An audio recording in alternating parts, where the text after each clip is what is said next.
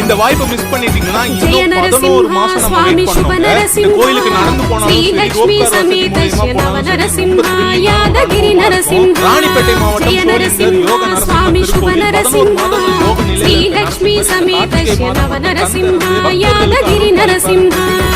நம்பிக்கையா இருக்கு. 108 திவ்ய தேசங்கள் மிக பழமையான திருக்கோயில். பல்லவர்கள் காலத்திலிருந்து இந்த கோயில் இருக்குன்ற நம்பிக்கை இருக்கு. 1300 படிக்கட்டுகள் ஏறி போய் நம்ம தரிசனம் பண்ணலாம். வழி நெடுக குரங்குகள் இருக்கும். நீங்க கவர் பை அந்த மாதிரி கொண்டு போனீங்கன்னா அது பிடிங்கிடும். பேக் பேக் அந்த மாதிரி நீங்க மாட்டிட்டு போனீங்கன்னா அது ஒண்ணும் பண்ண மாட்டாது. நடந்து போக முடியாதவங்க ரோப் கார் வழியா இந்த மலை மீது போலாம்.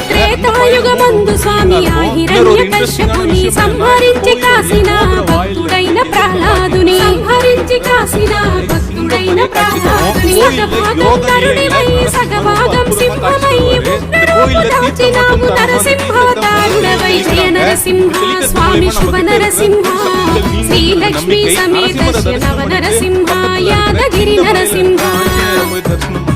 400 படிக்கட்டுகள் நீங்க ஏறிதான் ஆகணும். இங்க சங்கு சக்கரத்தோட யோக நிலையில ஆஞ்சநேயர் இருக்காரு. இந்த கோயிலுடைய புராணம் என்ன அப்படின்னு கேட்டீங்கன்னா, சப்த ரிஷிகள் இங்க தவம் இருக்காங்க.